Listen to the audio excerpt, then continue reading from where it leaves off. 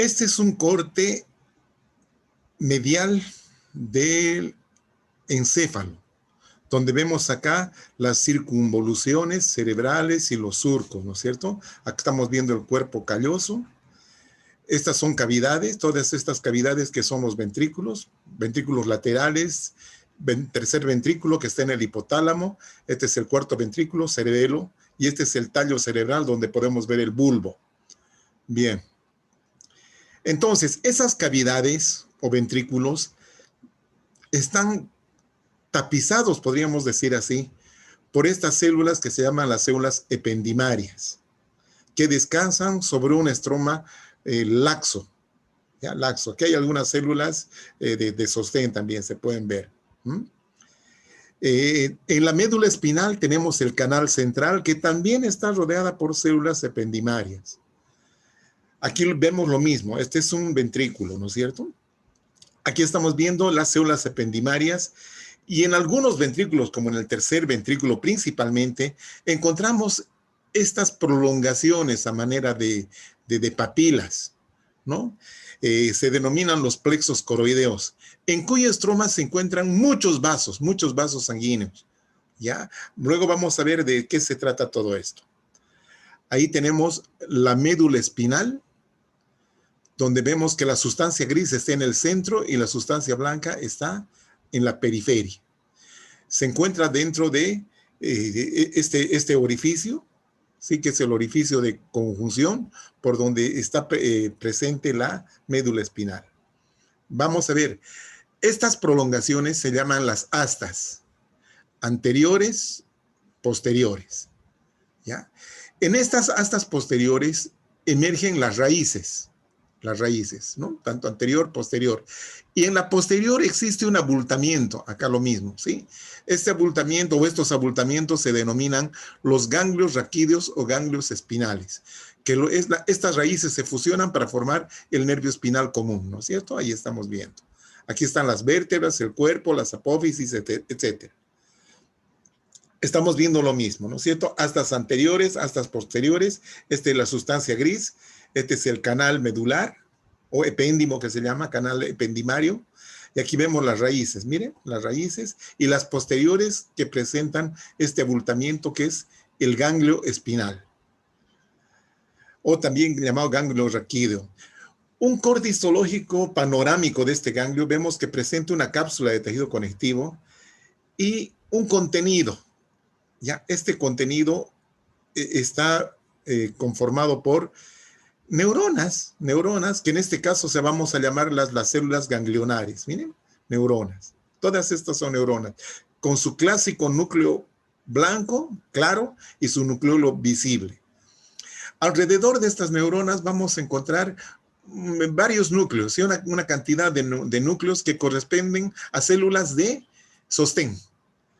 Estas células de sostén, en este caso, se llaman células satélite. Ya, no se olviden que también hemos visto que hay células satélite en el tejido muscular esquelético, ¿no? No se olviden. Aquí también hay células satélite. Ahí estamos viendo, ¿sí? Las células ganglionares, que son verdaderas neuronas, y las células satélite, que son células de neuroglía, o en este caso de sostén, o llamarle simplemente células satélite. Este es un esquema de un nervio periférico. Este es un tronco nervioso, un tronco grueso. Puede ser el ciático si ustedes quieren, ¿no? Entonces, este tronco nervioso está rodeado por una cápsula de tejido conectivo que se llama el epineuro. El epineuro. De este epineuro se desprenden tabiques también de tejido conectivo un poco más delgados que separan a los nervios, a los axones, en grupos, en fascículos. Miren, en fascículos. Ahí está, ¿no? Fascículo. Este es un fascículo. Entonces, estos grupos de axones se llaman, como les vuelvo a reiterar, fascículos, y están rodeados también por tejido conectivo. Y el tejido conectivo que rodea a los fascículos se llama perineuro. ¿Ya? Ahí está. Estamos viendo aquí un fascículo, ¿no? Luego estamos viendo a los axones que están rodeados por su vaina de mielina. Ahí está, su vaina de mielina. Este es el axón y el resto es vaina de mielina, que son membranas celulares, ¿no es cierto? Entonces, esta es una célula y esta es otra, ¿no? Entre estas células existe una separación entre las células que producen vainas de mielina.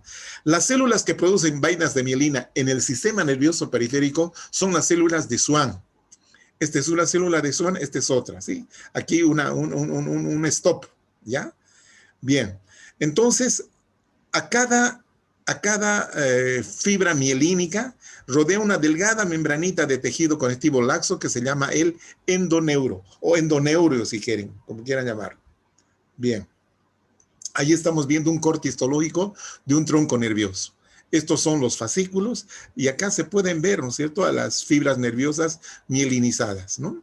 Ahí está, este es el epineuro, este es el perineuro. El endoneuro no se ve muy bien, ¿no? Porque es mucho más detallada la cosa. Este es un corte longitudinal de un nervio periférico. Es característico esta forma ondulatoria que tienen. Entonces, estos núcleos así alargados y ondulantes corresponden a los núcleos de las células de Schwann, que son los que proporcionan la vaina de mielina en el sistema nervioso periférico, ¿sí? En el sistema periférico. Este es un fascículo, obviamente, y cada fascículo está rodeado por perineuro, ¿no es cierto? Bien. Ahora, existen otro tipo de fibras que son las amielínicas, que no tienen mielina. Permítanme explicarles. Esta es una célula de Schwann con su núcleo, ¿ya?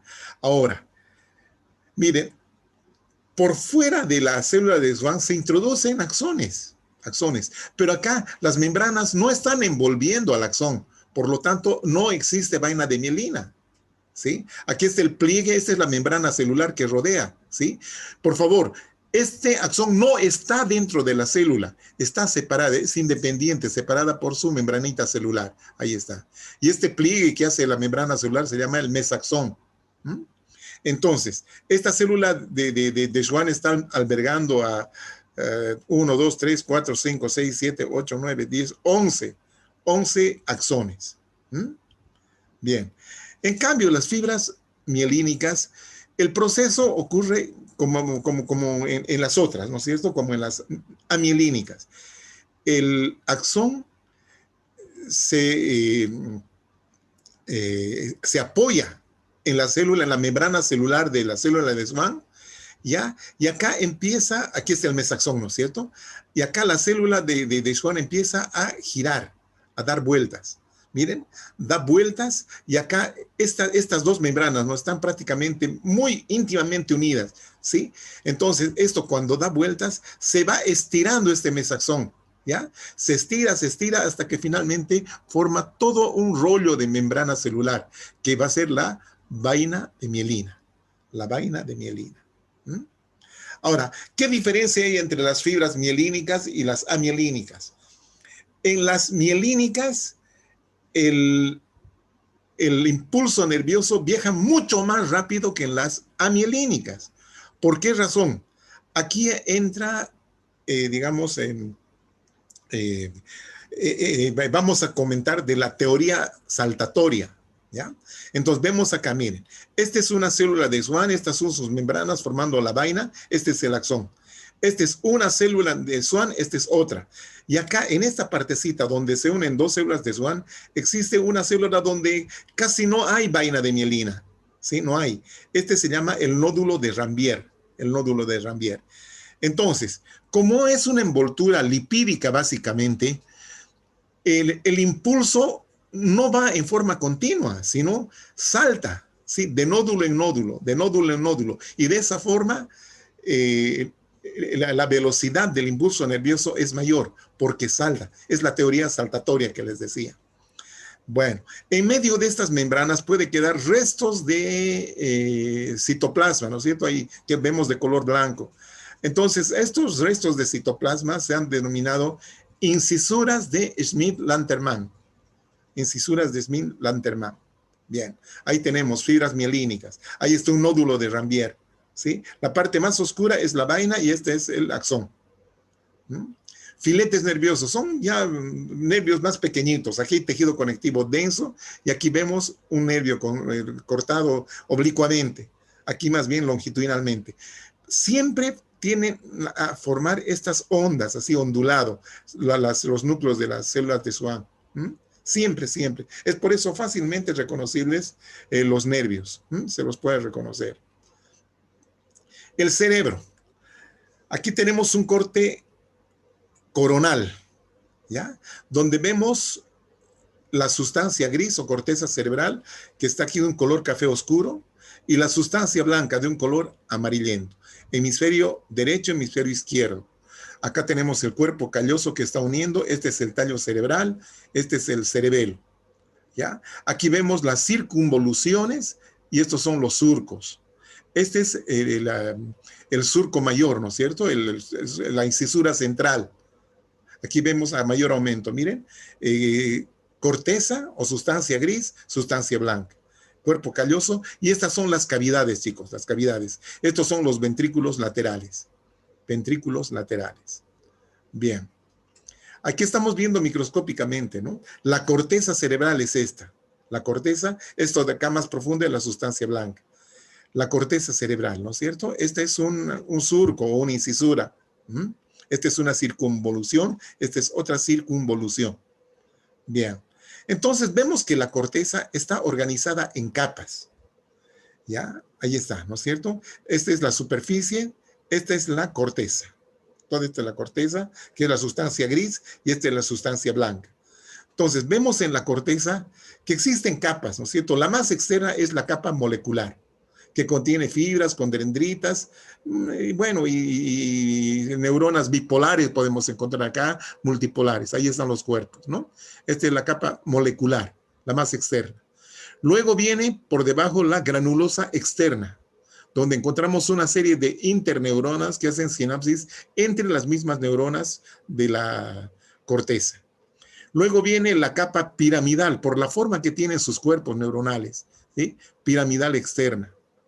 Y luego viene la granulosa interna, que es muy parecida a esta, muy parecida. ¿Ya? Granulosa interna, porque está más dentro. Luego viene la piramidal interna, igual que esta, miren la forma de pirámide. Y aquí una capa, la más profunda, es de células multiformes, de diferentes formas, ¿sí? Con fibras de proyección y de asociación largas, ¿no? Largas, son bastante largas, miren. Aquí un cuerpo neuronal. Entonces, estas son las capas que constituyen la corteza cerebral. Bueno. Luego hablamos del líquido cefalorraquídeo. Es un líquido que, como les había comentado antes, en estas cavidades, sobre todo en el tercer ventrículo, o también en los ventrículos laterales, existen estas verrugosidades que se llaman los plexos coroideos. En estos plexos coroideos es donde se origina, sale el líquido cefalorraquídeo, llega hasta las cavidades ventriculares y empieza a circular a través de los acueductos, ¿sí? Y luego pasan hacia la médula espinal por el epéndimo, el agujero ependimario, y también circulan por toda la superficie cerebral, transcurriendo por el espacio subaracnoideo. Espacio subaracnoideo. ¿Ya? Vean ustedes acá.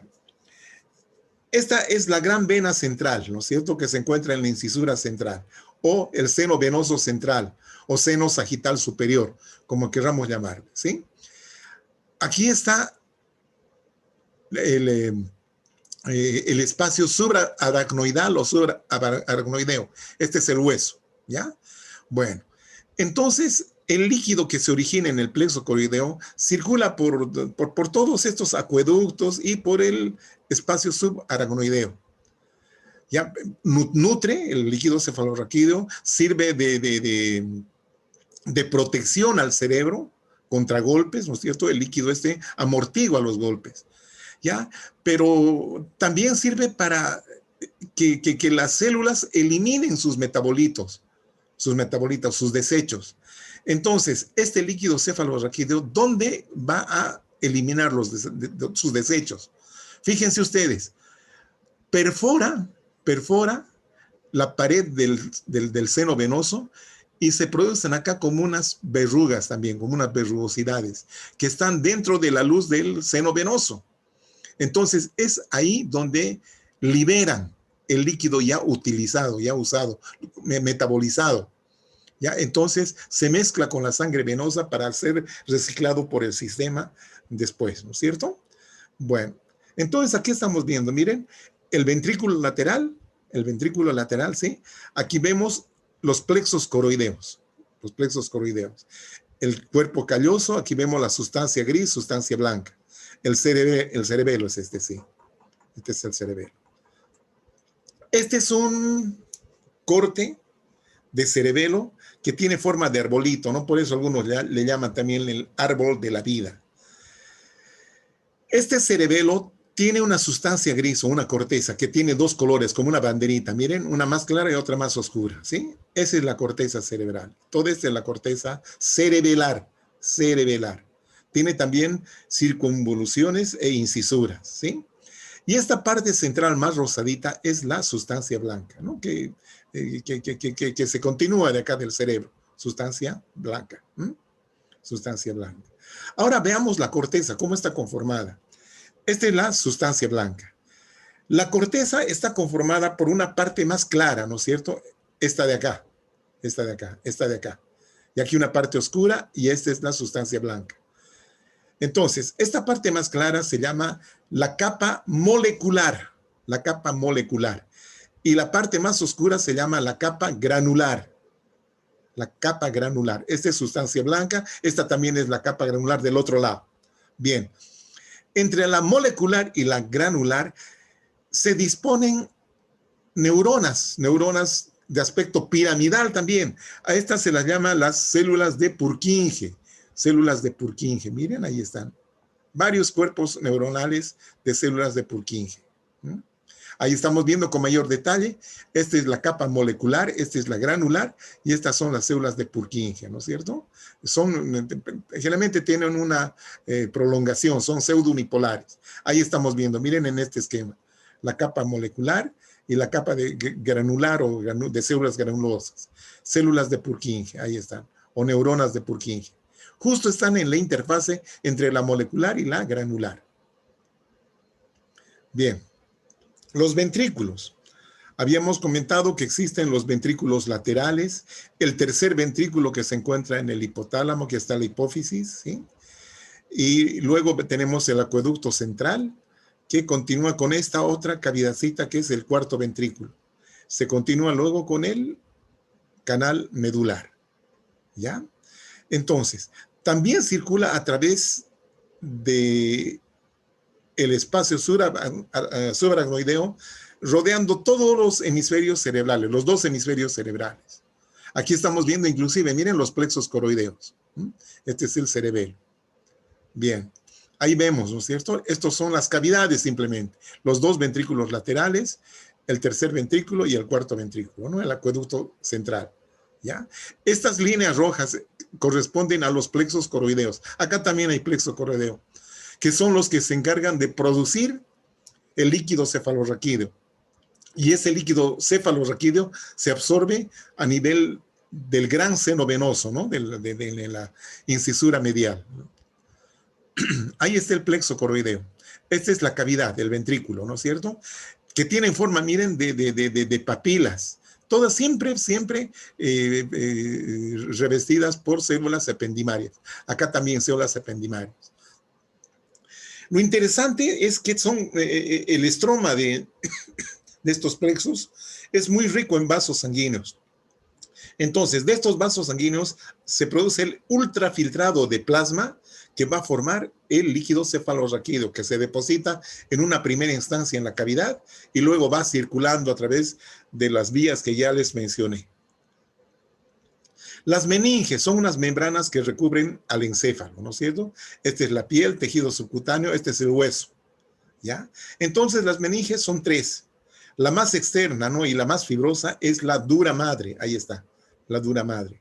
Luego viene una capa intermedia que es la aracnoides, que presenta una membranita y de esta membrana se desprende unos pilares, dejando un espacio. Este es el espacio subaracnoideo, por donde se encuentran vasos sanguíneos, ¿sí? Y esta se llama así aracnoides porque estas estructuras, estos pilares, se asemejan a las patas de una araña, por eso se llaman aracnoides. Y tenemos una membranita más delgada que está bien pegadita al encéfalo, ¿no es cierto? Que es sustancia gris, sustancia blanca. Esa es la pía madre, ¿no? Que se introduce, inclusive, juntamente con los vasos, acompaña a los vasos cuando se introducen a la masa encefálica, ¿ya? Ahí estamos viendo. Este es el gran seno venoso, o el seno sagital superior, dice ahí, ¿no es cierto? Este es el espacio subaracnoidal, el espacio subaracnoideo, ¿ya? Vean ustedes cómo este tejido subaracnoidal perfora, ¿sí? Perfora parte de la dura madre para introducirse a la luz del seno venoso. Estas son las vellosidades aracnoidales o granulaciones aracnoidales. Entonces, gracias a estas vellosidades aracnoidales, el líquido cefalorraquídeo que ha sido usado es liberado a este torrente venoso para que se recicle. Ahí vemos sustancia gris, sustancia blanca del encéfalo.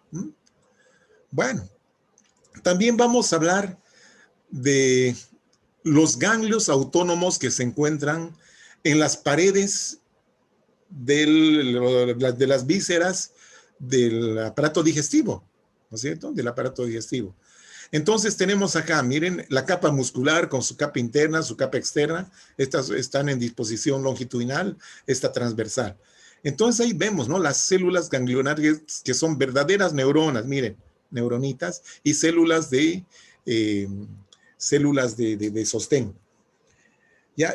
Estos pueden estar entre las capas musculares, se llaman los plexos miontéricos de Auerbach, o pueden estar en la submucosa, ¿no? Cuando están en la submucosa se llaman plexos submucosos de Meissner, ¿ya? Ahí está. Entonces, estos son los que determinan el peristaltismo de esas vísceras, ¿sí? El movimiento.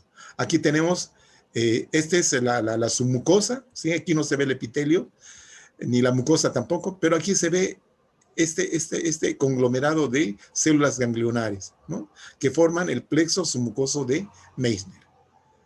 Muy bien. Entonces terminamos este tema.